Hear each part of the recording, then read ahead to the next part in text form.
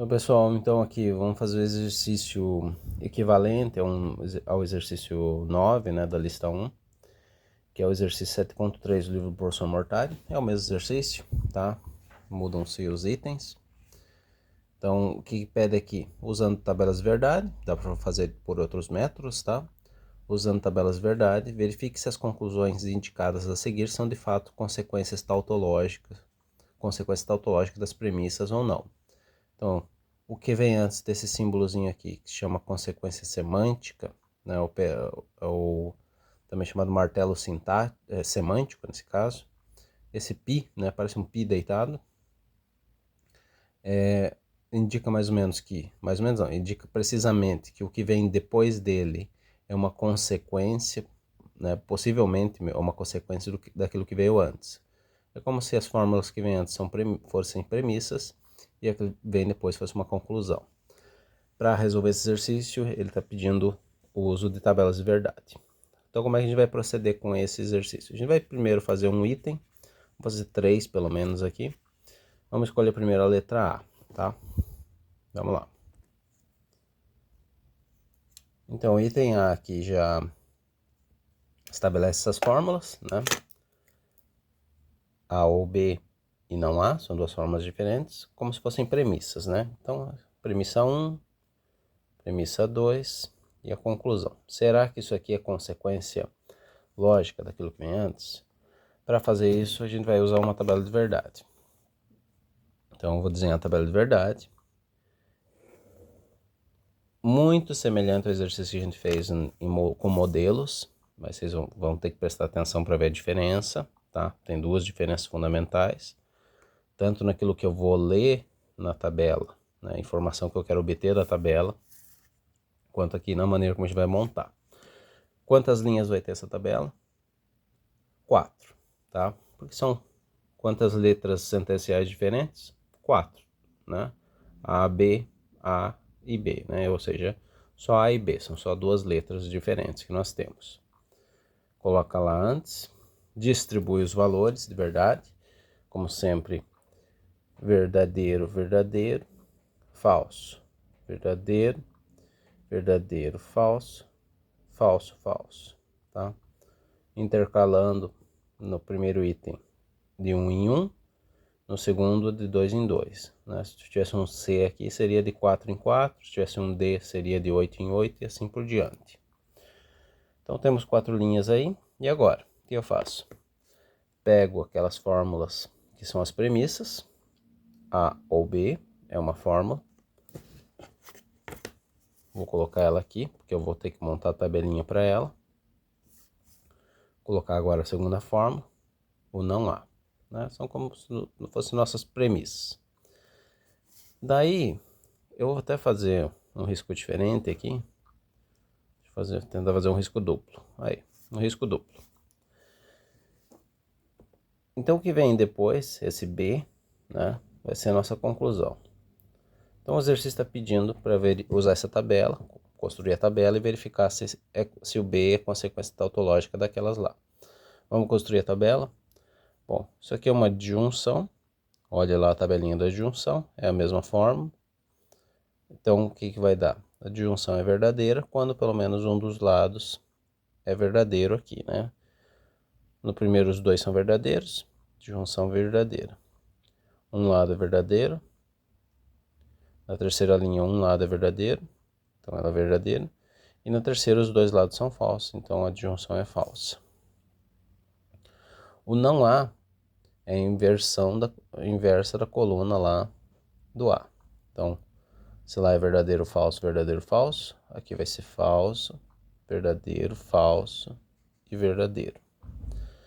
O B, por sua vez, é o B, né? Então, só vou repetir a coluna lá do B original.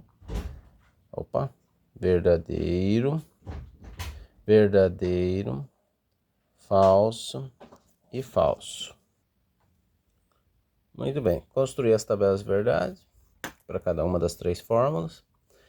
E agora, o que está pedindo? Pedindo para verificar se o B é consequência tautológica, ou consequência lógica, ou consequência semântica dessas duas outras fórmulas. O que eu tenho que ler nessa tabela para saber se é consequência lógica? Vou olhar lá nas duas fórmulas que são premissas, vou olhar nas fórmulas que são premissas e encontrar as linhas nas quais as duas fórmulas são verdadeiras ao mesmo tempo. Então veja que nessa primeira linha, as premissas, uma é verdadeira, a outra é falsa. Então essa linha não me interessa. A segunda linha, as duas fórmulas, as duas premissas, são verdadeiras. Beleza, marquei lá. Terceira linha, uma é verdadeira, outra é falsa, não me interessa. E na quarta linha, uma é falsa, outra é verdadeira, não me interessa. Só me interessam as linhas em que as premissas forem verdadeiras ao mesmo tempo. E agora? Agora eu vou lá na coluna da minha conclusão, né? E vou encontrar todas as vezes em que, ou melhor, vou pegar as linhas nas quais as premissas foram verdadeiras e vou verificar se lá na conclusão deu verdadeiro. Deu verdadeiro, tá? Então, esse detalhe aqui vai ser consequência lógica quando, em todas as linhas em que as premissas forem verdadeiras ao mesmo tempo, pode haver mais que uma, aqui é só uma, né, nesse exercício. Lá na conclusão, lá na consequência, tem que dar verdadeiro na mesma linha, tá?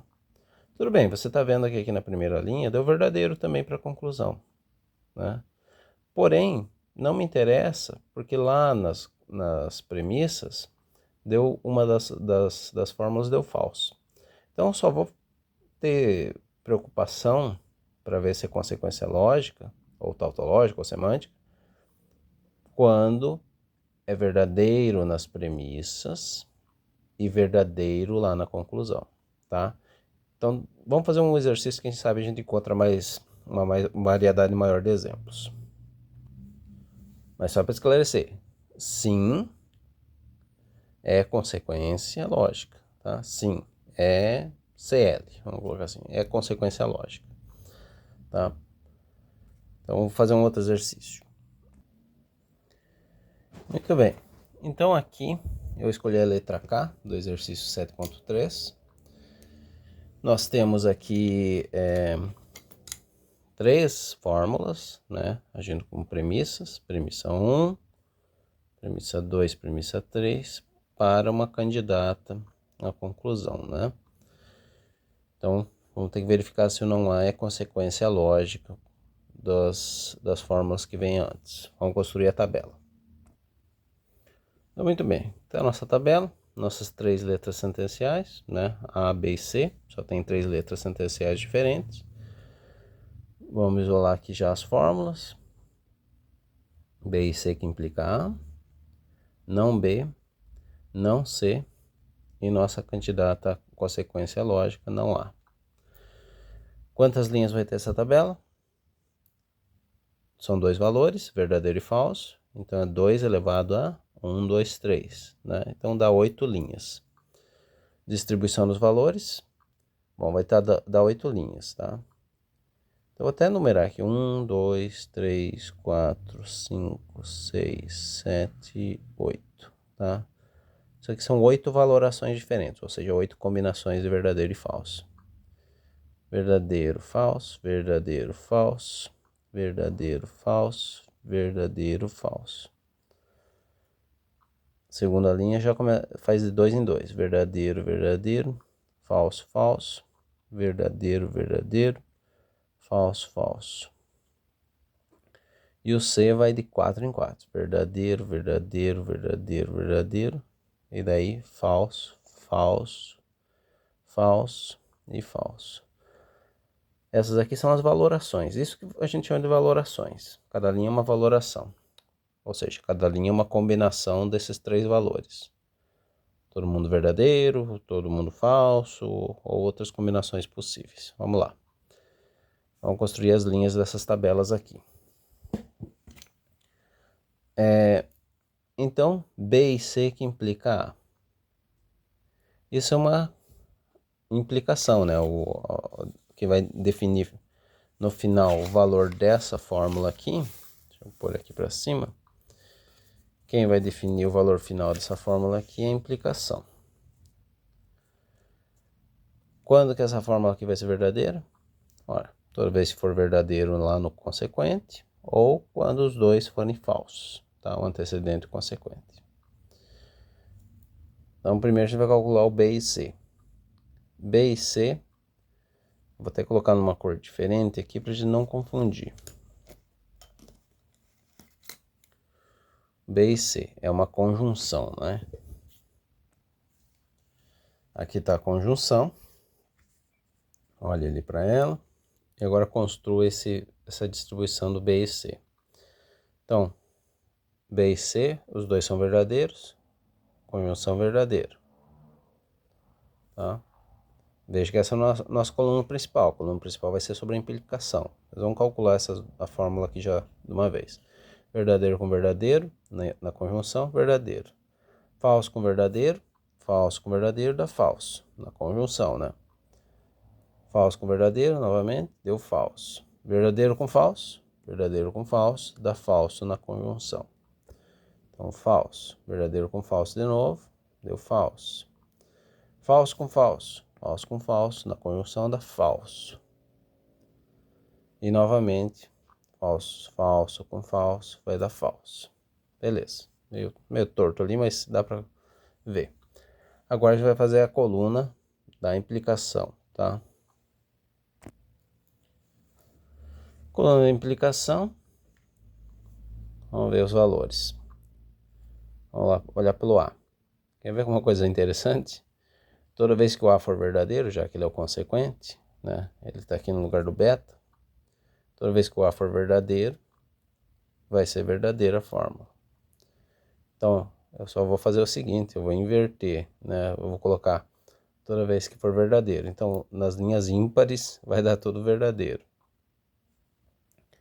Então, verdadeiro na linha 1, verdadeiro na linha 3, verdadeiro na linha 5, verdadeiro na linha 7. Tá? Se você não entendeu, é só olhar aqui de novo nessa fórmula e olhar lá na coluna do A. Né? O A é o nosso beta agora. Então, todas as vezes que é ímpar lá, ele dá verdadeiro. Beleza. Posso também calcular essa implicação pelo antecedente. Toda vez que for falso aqui no antecedente, vai dar verdadeiro aqui na implicação. Porque tá aqui, ó. Toda vez que é falso no antecedente, é verdadeiro para a implicação. Então é falso na linha aqui, né? É falso na linha 4, é falso na linha 6 e é falso na linha 8, tá? Linha ou valoração dá na mesma aqui praticamente, né? A valoração se refere basicamente só a esse pedacinho aqui. A única que eu vou precisar calcular aqui é essa aqui, né? Então, eu sei que o antecedente é verdadeiro, que é o B e C, e o A, na linha 2, o A é falso. Então, verdadeiro, que implica falso, verdadeiro que implica falso, dá falso. Nessa linha deu falso. Beleza, já calculei a coluna da primeira fórmula. A segunda fórmula é o não B, ou seja, é só o inverso da coluna do B. Então, os valores que estão aqui no B vão ser invertidos aqui nessa outra coluna. Então, se lá é verdadeiro, verdadeiro, falso, falso, aqui vai ser tudo ao contrário. Falso, falso, verdadeiro, verdadeiro, falso, falso, verdadeiro e verdadeiro. Agora a do não C. Novamente, só inverter os valores da coluna C. Se lá é 4 verdadeiros e 4 falsos, aqui vai dar 4 falsos e 4 verdadeiros. E o não A? Bom, o não A é só inverter o A. Vai dar falso, verdadeiro, falso, verdadeiro, falso, verdadeiro, falso e verdadeiro. Tá aí. Montei a tabela de verdade para as 3 premissas, né? Para as premissas 1, premissas 2, premissa 3 e agora para a nossa conclusão. Agora, o que a gente vai fazer? Ó, ignora essa coluna em azul, né? A coluna dessa fórmula é essa aqui, em preto. Então, a gente vai olhar as linhas das premissas primeiro. Olha, primeiro as premissas. Quais linhas em que as premissas são verdadeiras ao mesmo tempo? Bom, na linha 1 não, né? Tem verdadeiro, falso e falso. Então não é, né? Ninguém é verdadeiro ao mesmo tempo. Né? As três fórmulas não são verdadeiras ao mesmo tempo. Linha 2, todo mundo é falso ao mesmo tempo. Linha 3 tem duas verdadeiras, mas a terceira é falsa. Então essa linha também não me interessa. Só me interessam as linhas em que todo mundo, ou todas as premissas, são verdadeiras ao mesmo tempo. Novamente não. Na linha 6, falso, falso, verdadeiro também não. E na linha 7, a premissa 1 é verdadeira. Já vou marcando aqui. A premissa 2 é verdadeira. E a premissa 3 é verdadeira. Interessante. E na quarta linha, também não, né? A primeira é falsa. Então só tem uma linha em que todo mundo é verdadeiro. Todas as premissas são verdadeiras ao mesmo tempo. Vai ser consequência lógica se a candidata à consequência for verdadeira na mesma linha. Vamos ver? Verdadeiro, verdadeiro, verdadeiro e falso. Isso não poderia acontecer. Isso não pode acontecer, né? Quer dizer, isso aconteceu, né? Pode acontecer. Mas para que fosse uma consequência lógica, né? Não poderia ter acontecido isso.